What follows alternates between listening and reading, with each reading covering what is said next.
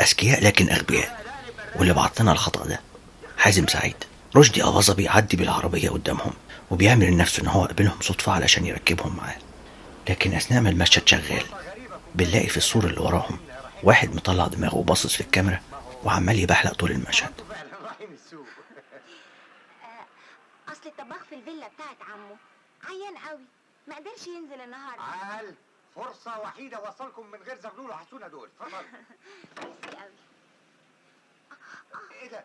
اللعيبة واللي خد باله من الخطأ ده، البوليس بيخش على شقة حسين فهمي هو لوحده وبيقبضوا عليه وبياخدوه. في اللقطة اللي ماشيين فيها في الطرقة وبيفتحوا باب الشقة عشان يطلعوا، بيبان في المراية اللي على اليمين إن في واحد قاعد في المكان ملوش علاقة بأحداث الفيلم، حد من فريق الإنتاج.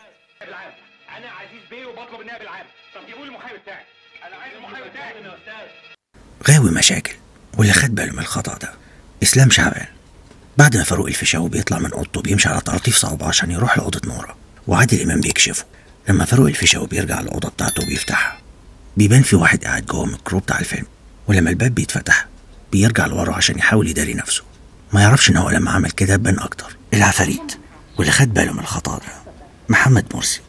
البنت بتبقى قاعدة لوحدها في الأوضة، مديحة كامل وعمرو دياب وحمدي الوزير بيطلعوا لها الأوضة وبيخشوا عندها، بتقول لهم حاجة بتضحك فبنلاقيهم كلهم بيضحكوا، وبنلاقي ان في واحد رابع واقف جنبهم بيضحك برضه، مع ان ملوش وجود في المشهد ومفيش حد تاني غيرهم في الأوضة.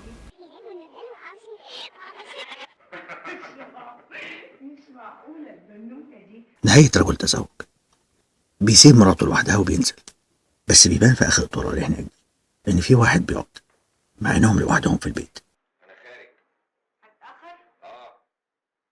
طب وبصحيني بكره الساعة 7 الصبح. طب وبصحيني بكره الساعة 7 الصبح. غرام في أغسطس واللي بعت لي الخطأ ده. طيب الله يقلب دماغك. لما فؤاد المهندس بيروح لصاحبه بدر الدين كمكم في الشقة بتاعته بيظهر في الكادر من تحت على الشمال واحد من فريق التصوير. مين؟ نعم. صباح الخير يا محسن. والله فيك الخير يا فريد. محمد حسين واللي بعت لنا الخطأ ده السيد محمد وجده جده. بعد ما الشحات مبروك بيهددهم ان هو هيفجر محمد حسين وبيوافقوا ان هم هيدوا له الفلوس فعلا، بيديهم الباسورد بتاع القنبله علشان يبطلوها، والمفروض ان هم 3 ومفيش حد غيرهم في الاوضه. بس هو بيخلص كلامه وبيهددهم ان هو هيمشي. بيبان ان في واحد اقرع على شمال الشاشه بشكل واضح جدا، وحتى الشحات مبروك بيبص له، مع ان الشخصيه دي ملهاش اي وجود في المشهد. وفعلا اللقطه اللي بعدها مفيش اي حد في الاوضه غيرهم. الابطال ال3 لما راحوا يشوفوها واكتشفت انها دخلت المطبخ من غير ما يعرفوا، بيبان واحد قاعد على الشمال بره الكادر ومالوش دعوه بالمشهد، واحد من الكرو بتاع الفيلم. ومش بس كده، وفي خطأ تاني في نفس المشهد. بعد ما بيخلصوا كلام المفروض ان هما الاتنين بيخشوا المطبخ عشان يشوفوا هي كانت بتعمل ايه. المفروض المطبخ مكانه هنا لان هي كانت جايه من هنا، لكن في واحده بتروح ورا الكاميرا والتانيه بتروح في الاتجاه ده. لو عجبكم الفيديو متنسوش تعملوا لايك، ولو دي اول مره ليكوا هنا متنسوش تعملوا سبسكرايب. شكرا للمشاهده.